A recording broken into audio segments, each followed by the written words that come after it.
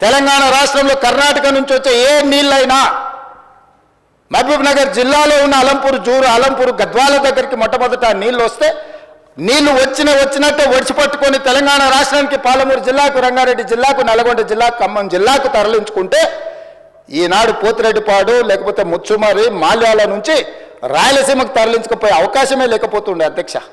మహబూబ్ నగర్ జిల్లాలో కర్ణాటక నుంచి ఎంటర్ అయిన నీళ్లు ఈరోజు తిరిగి మళ్ళీ రాయలసీమ పోయి మళ్ళీ వెనక్కొచ్చి మళ్ళీ శ్రీశైలంకి వచ్చినప్పుడు ఒకవైపు రాయలసీమ ఇంకొక వైపు మహబూబ్ నగర్ ఉంటే మొత్తం కల్వకుర్తి లేకపోతే పాలమూరు, రంగారెడ్డి అన్ని ప్రాజెక్టులు కలిపితే కూడా రోజుకు 2 టీఎంసీలు తీసుకునే కెపాసిటీ మన ప్రాజెక్టులలో లేదు.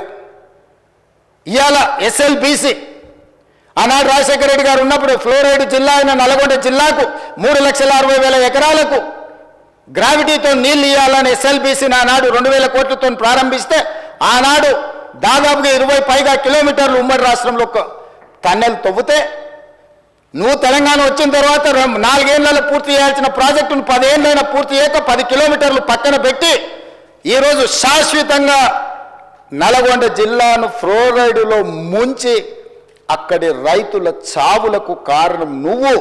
ఆ ప్రాజెక్టు పూర్తి చేస్తే ఎవ్రీ డే 4,000 క్యూసెక్కులు నీళ్లు తీసుకపోతే గ్రావిటీతోనే రూపాయి ఖర్చు కూడా లిఫ్టుల మీద పెట్టాల్సిన అవసరం లేకుండా ప్రాజెక్టు కంప్లీట్ అయి ఉండేది అధ్యక్ష. ఇవాళ జరిగిన ఎస్ఎల్బీసీ ప్రమాదానికి ఆ 8 మంది చావులకు నువ్వు కారణం కాదా? వాటి వివరాలు నేను మళ్ళీ చెప్తా అధ్యక్ష.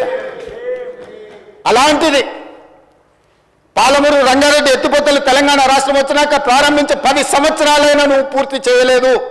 ఈనాడు చంద్రబాబు నాయుడు గారైనా ఆంధ్రప్రదేశ్ అయినా కేంద్రమైనా ఈ ప్రాజెక్టులను అడ్డుకుంటుంది అని అంటే ఈరోజు కృష్ణానది మీద నిర్మించిన ఉమ్మడి రాష్ట్రంలో ప్రారంభించిన కల్వకుర్తి కావచ్చు, ఉమ్మడి రాష్ట్రంలో అనుమతులు ఇచ్చిన పాలమూరు, రంగారెడ్డి ఎత్తిపోతలు కావచ్చు, ఉమ్మడి రాష్ట్రంలో అనుమతి వచ్చిన మక్తల్, నారాయణపేట, కొడంగల్ ప్రాజెక్టు కావచ్చు, భీమా కావచ్చు, నెట్టంపాడు కావచ్చు, కోల్చారు కావచ్చు, శ్రీరామ్ సాగర్, ఇందిరాసాగర్ కావచ్చు, రాజీవ్ సాగర్ కావచ్చు, కృష్ణానది మీద పరివాహక ప్రాంతంలో నిర్మాణంలో ఉన్న ప్రాజెక్టులు 60 సంవత్సరాలు పైగా ఉమ్మడి రాష్ట్రంలో పూర్తి కాని ప్రాజెక్టులు 10 సంవత్సరాలు చంద్రశేఖరరావు గారు ముఖ్యమంత్రిగా ఉన్నప్పుడు ఈ రాష్ట్రంలో ఎందుకు పూర్తి చేయలేదు? దక్షిణ తెలంగాణ పట్ల కృష్ణానది జలాలను మా ప్రాంతానికి ఇవ్వకుండా వివక్ష చూపించి శాశ్వతంగా మా రైతాంగం జీవితాల మీద మరణ శాసనం రాసింది చంద్రశేఖరరావు కాదా అని నేను ఇక్కడ నుంచి అడుగుతున్నా అధ్యక్ష.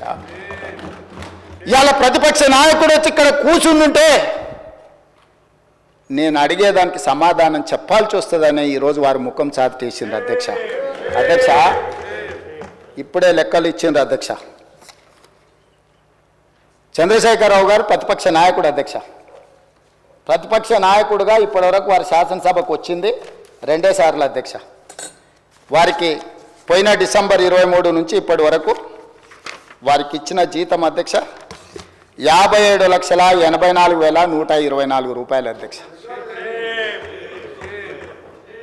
శాసనసభ్యుడిగా ప్రతిపక్ష నాయకుడిగా డిసెంబర్ 1, 2023 నుంచి ఫిబ్రవరి 28, 2025 వరకు ఈ దాదాపుగా 15 నెలలలో వాళ్ళు తీసుకున్న ప్రభుత్వం సొమ్ము, జీత భత్యాలు, శాసనసభ్యులు కూడా ప్రభుత్వ ఉద్యోగ అధ్యక్ష తమకు తెలుసు కదా, సుప్రీంకోర్టు తీర్పిచ్చింది.